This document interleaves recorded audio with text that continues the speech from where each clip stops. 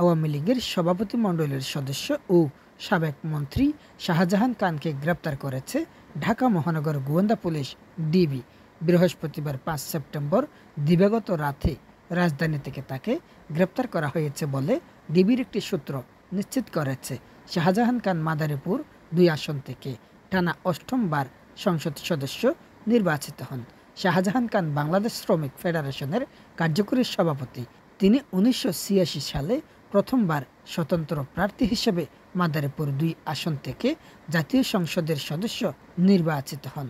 একই আসন থেকে পরে বাংলাদেশ আওয়ামী লীগের মনোনয়নে ১৯৯১, ১৯৯৬, ২০০১, ২০০৮, ২০১৪, ২০১৮ ও সর্বশেষ ২০২৪ সালের নির্বাচনে সংসদ সদস্য নির্বাচিত হন।